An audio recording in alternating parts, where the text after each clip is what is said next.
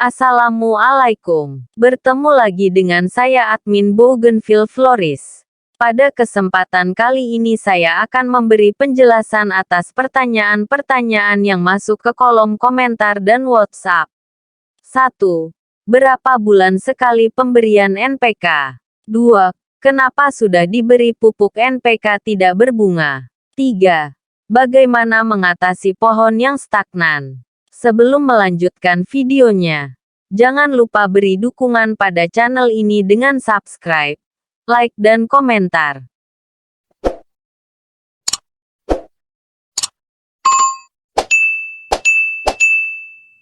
Untuk mengatasi permasalahan yang ditanyakan, kita sebagai pecinta bunga kertas harus memahami karakteristik bunga kertas, agar kita tidak salah langkah dalam merawat. Bunga kertas suka di tempat yang full sinar matahari. Maka atur penempatan bunga kertas agar mendapatkan cahaya matahari dari pagi sampai sore. Bunga kertas suka dengan media tanam yang kering. Maka buat media tanam yang poros tidak mengendap air. Atur durasi penyiraman. Jangan sampai media tanam terlalu basah dalam jangka waktu lama. Ini bisa menyebabkan akar bunga kertas terserang penyakit. Media tanam yang basah juga menyebabkan bunga kertas sulit mengeluarkan bunga. Penuhi kebutuhan nutrisi pohon dengan media tanam yang subur. Tutorial membuat media tanam dapat rekan-rekan pelajari di video saya sebelumnya. Untuk membuat media tanam yang bagus kita bisa membuatnya dari campuran tanah, sekam bakar dan sekam mentah dari kotoran ayam dengan perbandingan 1:1:2. Serta menambahkan kapur dolomit untuk menjaga pH tanah. Langkah selanjutnya kita harus memahami fase vegetatif atau fase pertumbuhan dan fase generatif atau fase berbunga. Fase pertumbuhan dapat dilihat dari tumbuhnya pucuk-pucuk baru. Pada fase ini bunga kertas membutuhkan kadar N atau nitrogen yang tinggi. Maka dari itu kita harus menggunakan media tanam yang subur. Apabila pohon terlihat kurang subur, dapat dibantu dengan mengaplikasikan pupuk yang mengandung nitrogen. Bisa menggunakan pupuk kimia atau pupuk organik. Unsur nitrogen juga bisa diperoleh dari garam, micin dan bahan-bahan lain yang ada di sekitar kita. Lakukan perawatan secara rutin. Pastikan bunga kertas tumbuh dengan subur serta sehat. Atur durasi penyiraman sesuai kondisi media tanam dan cuaca. Untuk merimbunkan dahan dan ranting, rekan-rekan bisa melakukan pemangkasan secara berkala.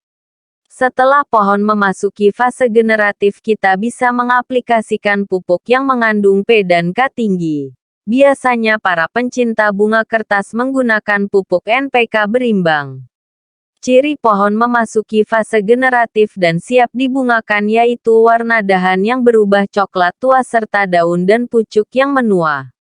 Agar lebih efektif kita bisa mengaplikasikan pupuk NPK dengan cara stres air.